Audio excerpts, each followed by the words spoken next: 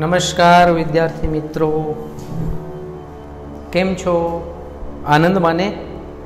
આજે આપણે 11th સાયન્સમાં રેડોક્સ પ્રક્રિયામાં ઓક્સિડેશન આંકની ગણતરી જોશું. આમ તો ઓક્સિડેશન આંકની ગણતરી આપણને આવડે છે, પણ છતાં થોડું રિપીટેશન કરીએ. જનરલી કોઈ સંયોજન આપેલું હોય, ધારો કે CO2 સંયોજન આપેલું છે, એમાં કાર્બનની નીચે અંડરલાઈન કરેલી છે, ધારો કે, તો કઈ રીતે ઓક્સિડેશન આંક ગણવો? કાર્બન માટે શું ધારશું? X વત્તા 2 ઓક્સિજન બરાબર 0. X ઓક્સિજન આવે તો 3 પ્રશ્ન પૂછવા. પેરોક્સાઇડ નથી, સુપર ઓક્સાઇડ નથી, ઓક્સીફ્લોરાઇડ નથી. પેરોક્સાઇડ અને સુપર ઓક્સાઇડનું હું લિસ્ટ આવતા લેક્ચરથી આપવાની શરૂઆત કરીશ. એટલે આપણે પેરોક્સાઇડ ને સુપર ઓક્સાઇડ તો યાદ જ રાખવાના છે, એની બીજી કોઈ શોર્ટ કી છે જ નહીં. એટલે આપણે પેરોક્સાઇડ અને સુપર ઓક્સાઇડ યાદ રાખી લઈએ. ઓક્સીફ્લોરાઇડ તો યાદ રહી જાય, જેમાં ઓક્સિજન અને ફ્લોરિન બે જ તત્વ હોય, પણ પેરોક્સાઇડ સુપર ઓક્સાઇડ થોડા આપણે યાદ રાખવા પડશે. તો આ રૂટીન મુજબનો ઓક્સિજન છે. રૂટીન મુજબના ઓક્સિજનમાં ઓક્સિજનનો ઓક્સિડેશન આંક -2, તો X +4. કાર્બનનો ઓક્સિડેશન આંક આવે છે +4. તમને ખ્યાલ છે કાર્બનના સમૂહમાં કાર્બનનો ઓક્સિડેશન આંક +4 થી -4 ની વચ્ચે કંઈ પણ હોઈ શકે. નેક્સ્ટ, બીજું CO માં કાર્બનનો ઓક્સિડેશન આંક કીધો હોય તો X, કારણ કે એક કાર્બન છે, વધતા એક ઓક્સિજન બરાબર 0. X ઓક્સિજનનો -2 0. એકદમ સરળ. X +2. અહીંયા કાર્બનનો ઓક્સિડેશન આંક આવે છે +2, અહીંયા +4 હતો. નેક્સ્ટ એના પછીના સંયોજનમાં આવે છે +2. ધારો કે આના કરતા વિરુદ્ધ પૂછાય, એના કરતા વિરુદ્ધ એટલે પૂછાવાની શક્યતા ઓછી. એમ પૂછ્યું હોય કે CO2 માં ઓક્સિજનનો ઓક્સિડેશન આંક કેટલો? જનરલી ન પૂછાય. CO2 માં કાર્બનનો પૂછાય, ઓક્સિજનનો ન પૂછાય, પણ પૂછ્યું હોય. ધારો કે આમ લખાય. શું લખવાનું? એક કાર્બન વધતા 2 ઓક્સિજન છે, 2X = 0. અને તમને ખ્યાલ છે કાર્બન ડાયોક્સાઇડમાં કાર્બનનો ઓક્સિડેશન આંક +4 છે. એટલે અહીંયા +4 થી -4 ની વચ્ચે કંઈ પણ મૂકી શકો. +4, +3, +1, 0, -1, -2, -3, -4 આ બધા જ કાર્બનના ઓક્સિડેશન આંક છે. કાર્બનનો ઓક્સિડેશન આંક અપૂર્ણાંક કે હોઈ શકે, ધન, ઋણ, બરાબર. પણ અહીંયા કાર્બનનો ઓક્સિડેશન આંક કેટલો છે? +4. તો અહીંયા તમારે +4 મૂકવાનો છે. +2X = 0. 2X = -4. 2X = -4. Therefore X = -2. Next, ધારો કે કાર્બન મોનોક્સાઇડમાં આપણને ઓક્સિજનનો કીધો છે.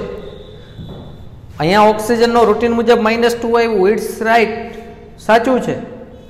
હવે કાર્બન મોનોક્સાઇડમાં ઓક્સિજનનો ઓક્સિડેશન આંક ગણીએ. તો કાર્બન મોનોક્સાઇડમાં ઓક્સિજનનો ઓક્સિડેશન આંક ગણવો હોય તો એક કાર્બન, ઓક્સિજન માટે X ધારવું = 0. આમ થશે. કાર્બન આવ્યો તો કાર્બનને પ્રશ્ન પૂછવાનો કે +4 થી -4 ની વચ્ચે એમાં શું છે. જો અહીંયા ધ્યાન આપો, ઉપરના સંયોજનમાં મેં કાર્બનનો +4 મૂક્યો છે. ધારો કે કાર્બન મોનોક્સાઇડમાં કાર્બનનો હું +4 મૂકું, કાર્બનનો +4, X = 0, તો જવાબ આવશે X = -4. અને જે શક્ય નથી. ઓક્સિજનનો જવાબ આવે છે -4. ઓક્સિજનનો -4 ઓક્સિડેશન આંક શક્ય નથી. ખાલી ઓક્સાઇડ હોય તો -2 જ જવાબ આવે. પેરોક્સાઇડ હોય તો -1. સુપર ઓક્સાઇડ હોય તો -1/2 અને ઓક્સીફ્લોરાઇડ હોય તો ધન. આટલા જ હોય, આના સિવાય ઓક્સિજનનો ઓક્સિડેશનાંક શક્ય નથી. એટલે જો જવાબ તમારે -4 આવતો હોય તો યાદ રાખો ધેર ઇઝ સમથિંગ મિસ્ટેક, કંઈક ભૂલ છે. મિસ્ટેકમાં ભૂલ, હા, મિસ્ટેકમાં ભૂલ છે. એટલે યાદ રાખો આપણે જે કાર્બનનો ઓક્સિડેશનાંક મૂકેલો છે એ સાચો નથી. તો ત્યાં શું કરવું? તો કાર્બનનો ઓક્સિડેશનાંક એટલો મૂકો, કારણ કે +4 થી -4 ની વચ્ચે કંઈ પણ હોઈ શકે. કાર્બનનો ઓક્સિડેશનાંક એટલો મૂકવો કે જેથી ઓક્સિજનનો જવાબ આવી જાય, કારણ કે ઓક્સિજન પેરોક્સાઇડ, સુપર ઓક્સાઇડ કે ઓક્સીફ્લોરાઇડનું નથી. તો ઓક્સિજન રૂટીન મુજબ ઓક્સાઇડ જ છે, તો ઓક્સિજનનો -2 જવાબ આવવો જોઈએ. મગજમાં યાદ રાખો, આ રીતે પણ આપણે એડજસ્ટમેન્ટ કરવું પડે. -2 જવાબ તો આવે, ઓક્સિજનનો -2 જવાબ તો આવે કે જેથી કાર્બનનો તમે +2 મૂકો, +x = 0, +2 ને સામે લઈ જાઓ તો જવાબ આવશે -2, જે ઓક્સિજનનો જવાબ સાચો છે અને આ જવાબ ખોટો છે. એટલે ઘણી વખત આપણે આ પ્રકારે એડજસ્ટમેન્ટ પણ કરવું પડતું હોય છે. હા, મગજમાં નિયમો યાદ રાખવાના કે ઓક્સિજનનો -2 સિવાય -1, -1/2 અને ધન ઓક્સીફ્લોરાઇડમાં હોય, એ સિવાયનો જવાબ આવતો હોય તો આપણે કંઈક ભૂલ કરેલી છે. નેક્સ્ટ આગળ વધીએ. ધારો કે આવું સંયોજન છે NaClO4, જેનું નામ છે સોડિયમ પરક્લોરેટ. ધારો કે તમને આમાં હેલોજનનો ઓક્સિડેશનાંક કીધો, કંઈ નહીં, હેલોજનનો અપવાદરૂપ ઓક્સિડેશનાંક છે. હેલોજનનો અપવાદ બે જગ્યાએ હોય, હેલોજનના ઓક્સાઇડ અને ઓક્સો એસિડ. આ ઓક્સો એસિડનો સોડિયમ સોલ્ટ છે. તમને ખ્યાલ હોય તો 4 oxo acid HXO, HXO2, HXO3, HXO4, hypohalous acid, halous acid, halic acid અને પરહેલિક એસિડ. એમાંથી આ પરહેલિક એસિડનો સોડિયમ સોલ્ટ છે, માટે આનું નામકરણ થાય સોડિયમ પરક્લોરેટ. પરક્લોરિક એસિડનો સોડિયમ સોલ્ટ છે, માટેનું નામકરણ થશે સોડિયમ પરક્લોરેટ.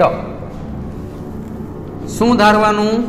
સોડિયમનો તો એમનેમ, આના માટે શું ધારવાનું? X + 4 ઓક્સિજન બરાબર 0. સોડિયમ આલ્કલી તત્વનો હંમેશા +1 જ હોય, +x. ઓક્સિજનનો હંમેશા -2, તો x +7 આવે. જે તમને ખ્યાલ છે હેલોજનનો +7 શેમાં હોય? તો હેલોજનના ઓક્સાઇડમાં હોય અને ઓક્સો એસિડ, આ ઓક્સો એસિડનો સોડિયમ સોલ્ટ છે, સોડિયમ પરક્લોરેટ. પરક્લોરિક એસિડનો સોડિયમ સોલ્ટ છે, +7 આવી શકે. હવે હું તમને યોગ્ય દિશામાં પ્રશ્નમાં લઈ જાઉં છું. ધારો કે આ જ સંયોજન આપેલું હોય, NaClO4, ઓક્સિજનનો ઓક્સિડેશનાંક કીધો હોય, ઓક્સિજનનો ઓક્સિડેશનાંક શોધીએ. આમ થશે 1 સોડિયમ, 1 ક્લોરીન, 4 ઓક્સિજન માટે 4x = 0. આલ્કલી તત્વ +1. હેલોજનનો ઘણા મનમાં પ્રશ્ન એમ કે હેલોજન -1, હેલોજન -1, હેલોજન -1. ધારો કે ભૂલથી તમે હેલોજનનો -1 લઈ લીધો, હકીકતમાં હેલોજનનો -1 જ હોય, પણ બે અપવાદરૂપતા, હેલોજનના ઓક્સો એસિડ અને ઓક્સાઇડ. આ હેલોજનનો ઓક્સો એસિડ એનો સોડિયમ સોલ્ટ છે, એટલે આમ અપવાદરૂપ છે. પણ આપણે ધારો કે -1 લઈ લીધો ભૂલથી, +4x = 0. આ +1 ને -1 કેન્સલ થાય, ધેરફોર 4x = 0, x = 0, જે શક્ય નથી. 0 હોય જ નહીં ઓક્સિજનનો ઓક્સિડેશનાંક. એના સંયોજનમાં ઓક્સિજનનો ઓક્સિડેશનાંક -2, પેરોક્સાઇડ હોય તો -1, સુપર ઓક્સાઇડ હોય તો -1/2, ઓક્સીફ્લોરાઇડ હોય તો ધન. આ શક્ય જ નથી ઓક્સિજનનો 0 ઓક્સિડેશનાંક. ઓક્સિજનનો 0 હોય પણ શેમાં 0 હોય?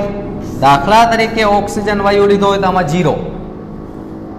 તટસ્થ અણુ 2x = 0, ધેરફોર x = 0. ધારો કે ઓઝોન હોય તો આમાં ઓક્સિજનનો 0 જ થાય. આ બે તટસ્થ અણુઓ છે.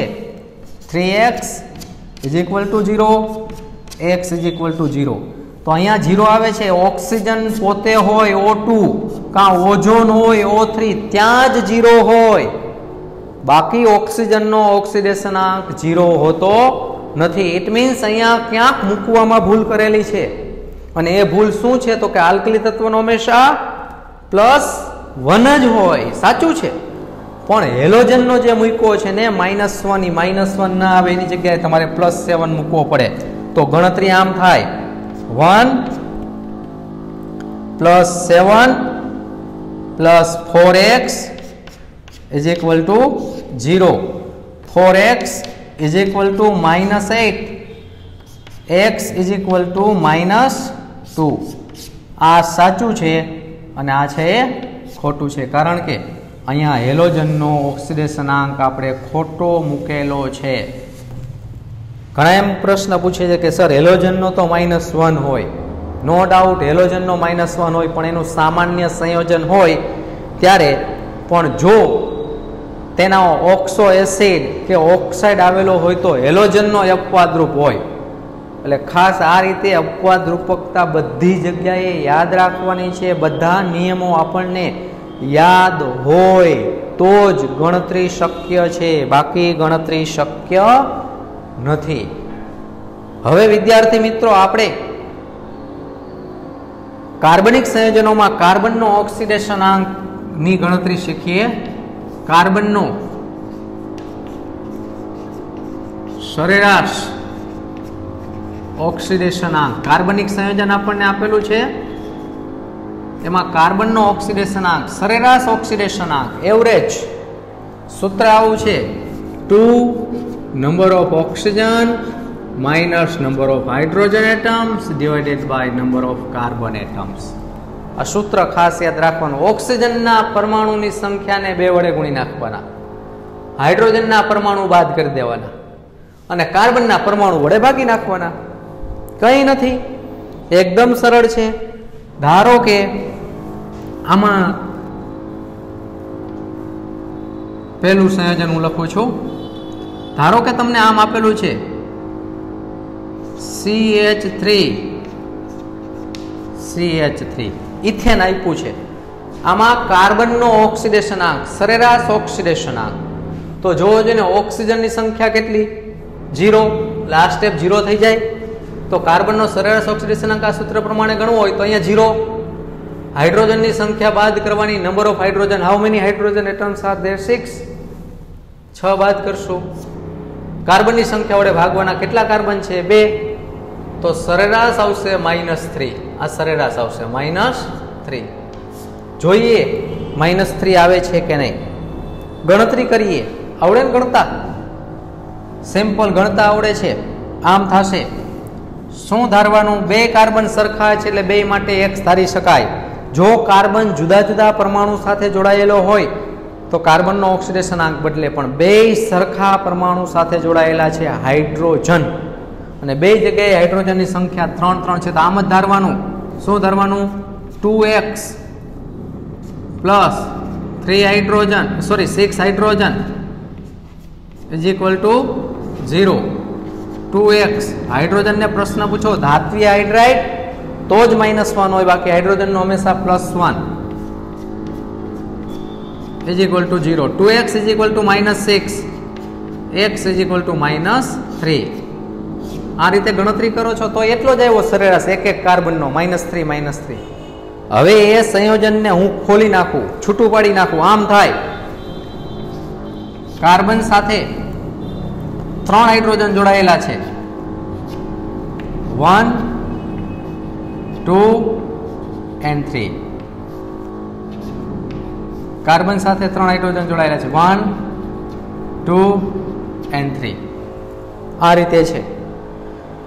હવે તમારે જો યાદ રાખો, મગજમાં એક જ નિયમ યાદ રાખવો કે બે તત્વો સહસંયોજક એટલે કે ઇલેક્ટ્રોનની ભાગીદારીથી જોડાય, છેલ્લો નિયમ યાદ કરો ત્યારે હંમેશા જમણી બાજુના તત્વનો ઓક્સિડેશનાંક ઋણ, કારણ કે એની વિદ્યુત ઋણતા વધુ હોય.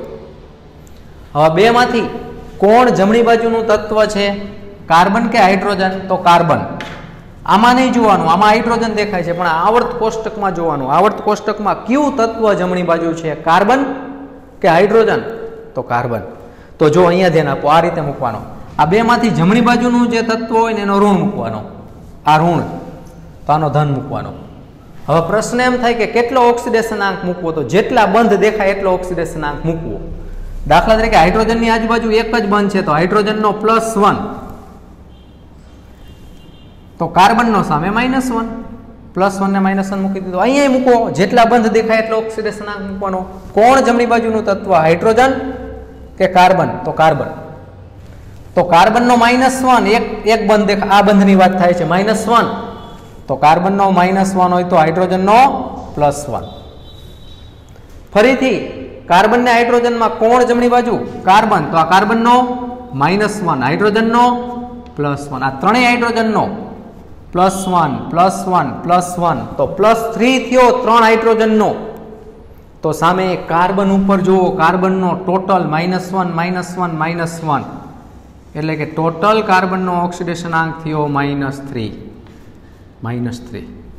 આ બે કાર્બન વચ્ચે એક બંધ છે, એની ગણતરી કરવાની. તો કોણ જમણી બાજુનું તત્વ? બે માંથી એકય નહીં, કારણ કે બે કાર્બન છે, બેની વિદ્યુત ઋણતા સરખી. જ્યારે બે સમાન તત્વ ગમે તેટલા બંધથી જોડાય, એક બંધથી, બે બંધથી, 3 બંધથી, તો એ બે જે બંધ હોય આ બંધનું કાંઈ હિસાબ કરવાનો નહીં, તો બેયનો 0 0 મૂકી દેવાનો.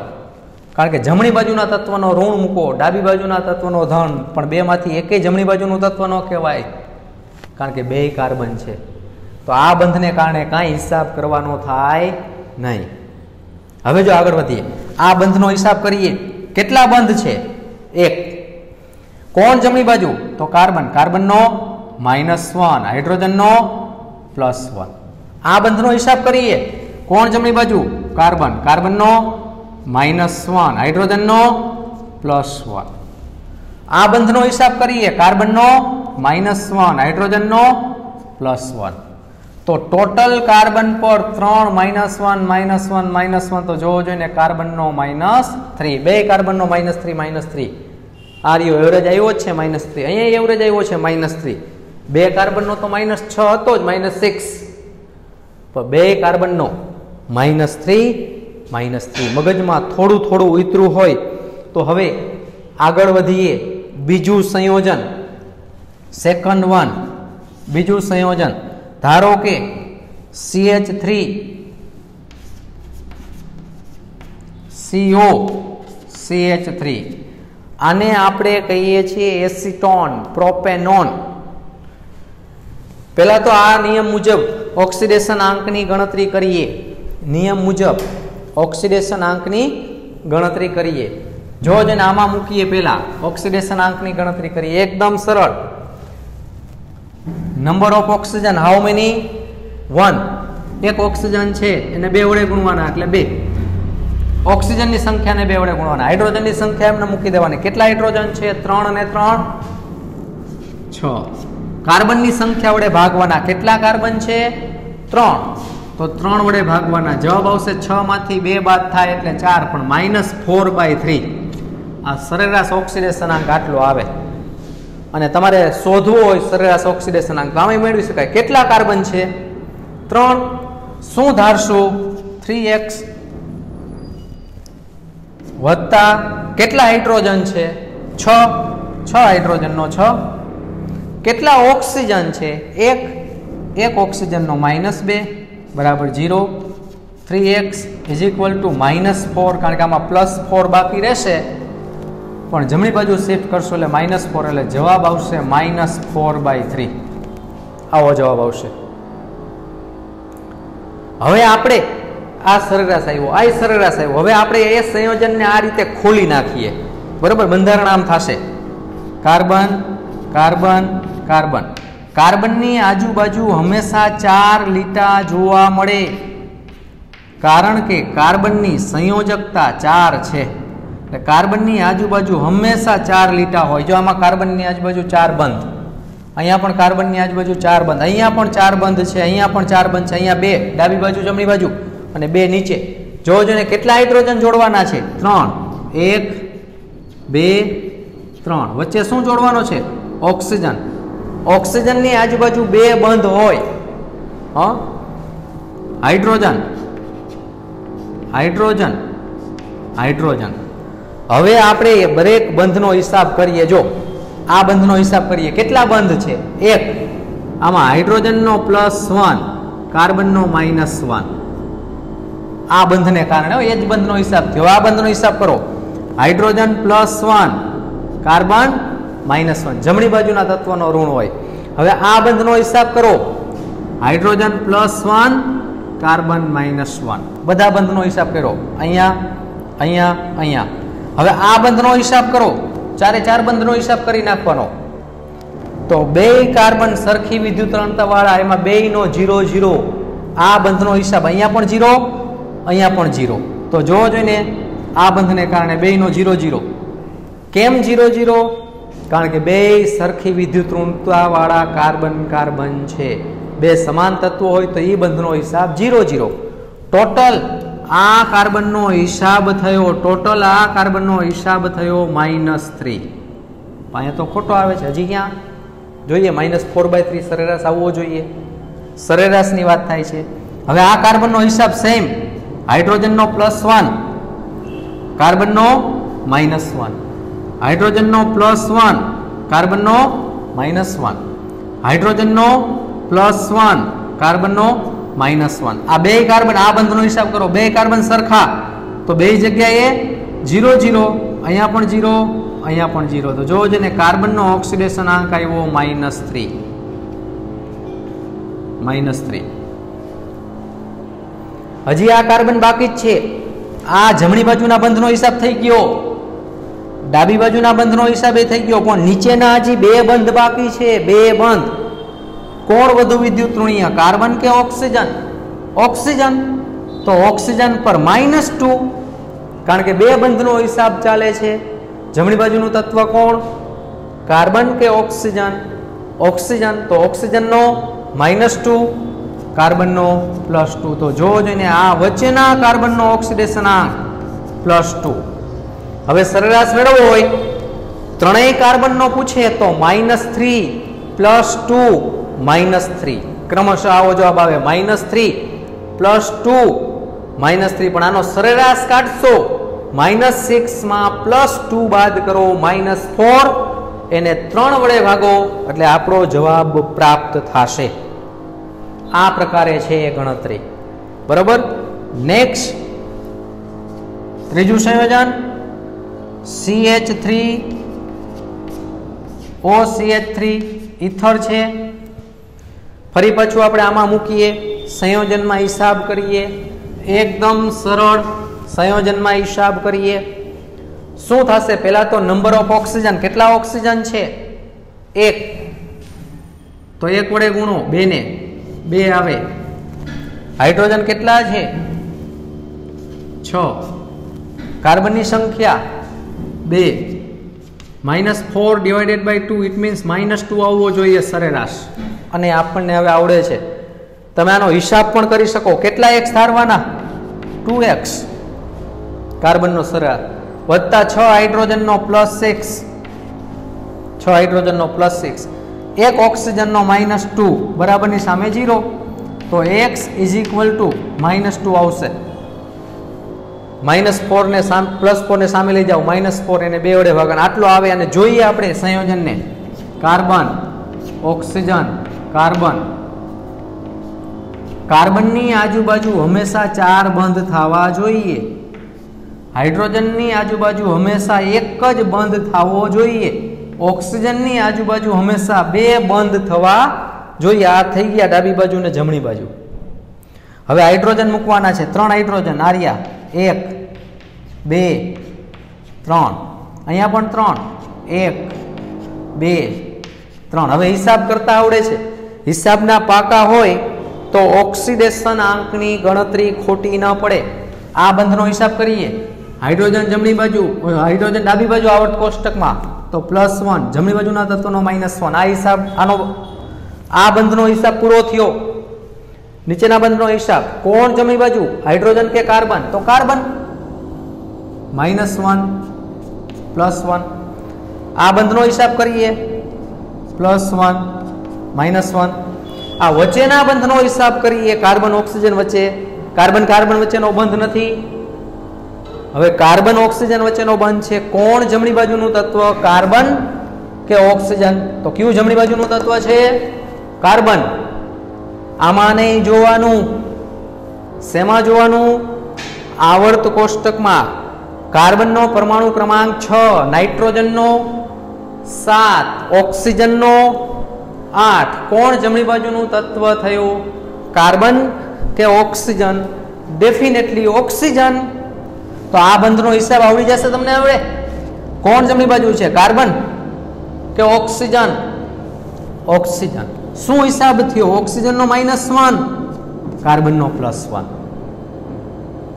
હા અહીંયા કાર્બન આ બંધને કારણે મૂકું છું અત્યારે આ બંધને કારણે આ પિંક કલરનો કર્યો એ બંધ ઓક્સિજન જમણી બાજુનું તત્વ -1 કાર્બન ડાબી બાજુનું તત્વ +1 હવે જોવો જોઈને કાર્બનનો ટોટલ ઓક્સિડેશનાંક કેટલો થયો ટોટલ ઓક્સિડેશનાંક -1 -1 -1 +1 આ +1 ને -1 કેન્સલ થઈ જાય આ +1 ને -1 કેન્સલ થઈ જાય ટોટલ કાર્બનનો ઓક્સિડેશનાંક થયો -2 જમણી બાજુના કાર્બનનો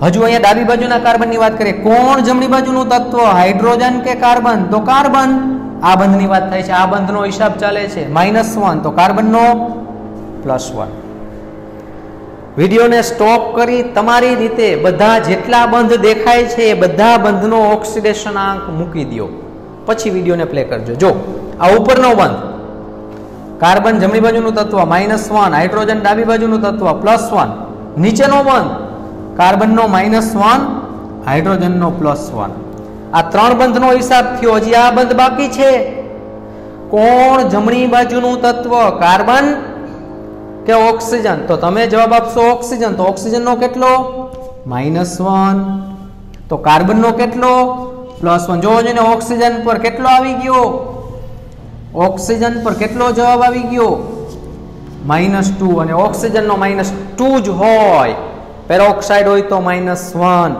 સુપર ઓક્સાઇડ હોય તો -1 ઓક્સી ફ્લોરાઇડ હોય તો ધન પણ એ ત્રણમાંથી એકેય નથી ઓક્સિજનનો જવાબ આવી ગયો જો ટોટલ -2 હવે આ કાર્બનનો સેમ વે આ કાર્બનનો ઓક્સિડેશનાંક +1 -1 કેન્સલ થાય -1 એટલે કે -2 બે કાર્બનનો -2 છે બે કાર્બનનો આ કાર્બનનો -2 આ કાર્બનનો પણ -2 એટલે બે કાર્બન થઈને -4 પણ એક કાર્બનનો સરેરાશ આ જે આવે ને સૂત્રમાં સરેરાશ આવે સરેરાશ એવરેજ એક કાર્બનનો ઓક્સિડેશનાંક થશે -2 અહીંયા પણ -2 આવે છે જવાબ તો આ પ્રમાણે જે બંધ કીધા હોય એ બંધના ઓક્સિડેશનાંક ગણી શકાય સિમ્પલ એકદમ સરળ છે કાર્બનિક સંયોજનોમાં ઓક્સિડેશનાંકની ગણતરી કેમ કરવી એનો વધુ અભ્યાસ આપણે આવતા લેક્ચરમાં જોશું પણ ફરી પાછા નિયમો આપણે યાદ કરવાના છે જેમ કે ઓક્સિજનનો -2 પેરોક્સાઇડ -1 સુપર ઓક્સાઇડ -1 ઓક્સીફ્લોરાઇડ ધન હાઇડ્રોજન હંમેશા +1 સિવાય કે ધાત્વીય હાઇડ્રાઇડ હોય તો -1 હેલોજન હંમેશા -1 બે જગ્યાએ યાદ રાખવા એના ઓક્સાઇડ હોય કે ઓક્સો એસિડ હોય ત્યાં હેલોજનનો ઓક્સિડેશનાંક આવે ધન આલ્કલી તત્વનો હંમેશા યસ +1 આલ્કલાઇન તત્વનો હંમેશા +2 એક પરમાણુય ધન આયન હોય કે એક પરમાણુય ઋણ આયન હોય તેનો ઓક્સિડેશનાંક તેના ધનભાર જેટલો અને ઋણભાર જેટલો બહુપરમાણવીય ધન આયન કે ઋણાયન હોય તો તેનો ઓક્સિડેશનાંકનો ટોટલ સરવાળો મીન્સ કુલ ઓક્સિડેશનાંક એના વીજભાર જેટલો આવશે. આ સામાન્ય છે. છેલ્લો નિયમ સહસંયોજક સંયોજનોમાં, અત્યારે છેલ્લે જે કાર્બનના સંયોજનો મેં લખ્યા છે એ બધા સહસંયોજક સંયોજનો છે. એમાં જમણી બાજુના તત્વનો ઓક્સિડેશનાંક ઋણ, જમણી બાજુના તત્વનો ઓક્સિડેશનાંક ઋણ, જમણી બાજુના તત્વનો ઓક્સિડેશનાંક ઋણ. પણ ક્યાં જોવાનું? આવર્ત કોષ્ટકમાં, પીરિયડિક ટેબલમાં. અહીંયા સુધી રાખીએ છીએ. વિદ્યાર્થી મિત્રો, તમને લીથામાં પેજ આપેલું જ છે. એ બધાની ગણતરી જાતે કરવાની, કમ્પેરિઝન કરવાની. વધુ ઓક્સિડેશનાંકની ગણતરી આપણે નેક્સ્ટ લેક્ચરમાં લેશું. અહીંયા સુધી રાખીએ છીએ.